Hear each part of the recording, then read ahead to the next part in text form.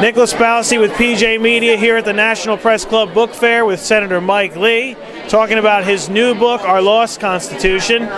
Saw your talk at the Federalist Society, and you brought up a couple good points. One being the agencies. They interpret a lot of the laws Congress passes, and they can do what they want because Congress passes a law and then forgets about it after that. What could be done to change that? As I explained in Our Lost Constitution, and one of the reasons why I wrote Our Lost Constitution was because of that problem that you described. We've got more laws being made every year, measured by length, measured by volume, by weight, word count, anything you want. More laws being put in place by executive branch agencies than we have by Congress. Congress has to reclaim that power, and as I explained in Our Lost Constitution, there's a simple way of reclaiming most of the power, and that is to pass a bill called the REINS Act. I'm an original co-sponsor of the REINS Act in the Senate. And it says that any time an executive branch agency puts in place a major rule, one that has a significant economic impact, then it should have to go through both houses of Congress, be affirmatively passed into law, and then signed into law by the president. I explain how all that works in my book. So a law like the health care law, for example, that would fail that test?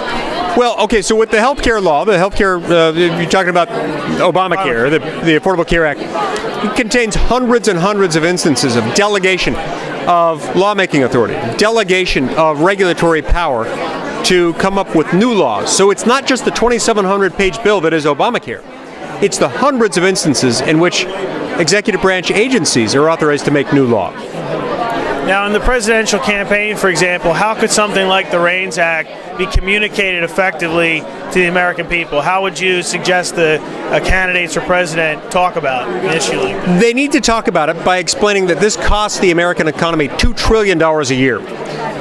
Regulatory compliance costs $2 trillion a year. Now, that's not paid for just by wealthy Americans or by big blue-chip corporations. That's paid for by hardworking, poor, and middle-class Americans who find that everything they buy, every good, every service, is more expensive as a result of these regulations. Once that gets understood, then the American people are going to start pushing back and saying, we need relief.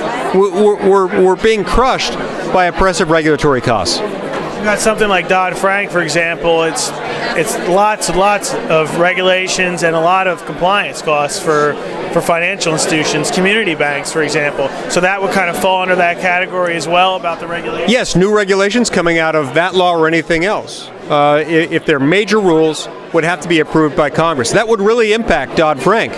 Dodd-Frank is another one of these bills that it contains many hundreds of instances of delegation of lawmaking power. And I explain in Our Lost Constitution why that's such a problem, why it's incompatible with the Constitution. Not just any portion, but the first clause of the first section of the first article of the Constitution says that all legislative powers herein granted shall be vested in Congress, not in executive branch agencies. Senator Rand Paul, he's advocated for the REINS Act a lot. He's still talking about it. As a candidate for president, you've got Cruz, you have Rubio, you have Rand Paul. You've worked with those guys a lot. How are you going to pick between the three? They're all three fantastic. They all three support the REINS Act. They all three, in fact, Rand Paul is the lead sponsor of the REINS Act in the Senate. I could support any one of them if they became president. When will you make an endorsement? We'll see. All right. And real quick, I wanted to ask you about the Syrian refugee crisis. That's a big issue right now. Are you supportive of cutting off the funding for the Syrian refugee program as it stands right now? No matter what, we need to pause. We need to pause before we admit refugees from Syria. Knowing as we now know that at least one of the attackers in the tragic Paris attacks last week was, in fact, a refugee from Syria.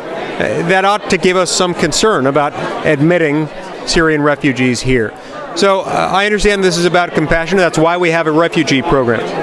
Our first obligation as a Congress is one that involves compassion for those we represent, for the American citizens, for the American people who need to be safe.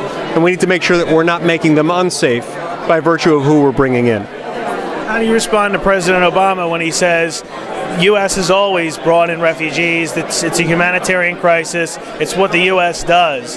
How do you respond to something like that? He's absolutely right. We have always brought in refugees. We're still bringing in refugees. We've got one of the best records in the entire world on bringing in refugees. That does not mean that we bring in refugees from every country, regardless of the national security implications. we do have to be smart about how we do this, and we don't want to subject the American people to the kind of harm that could come if ISIS deliberately injects terrorists into the refugee stream coming into the United States. Thank you so much, Senator, for your time, and good luck with the book. Thank you.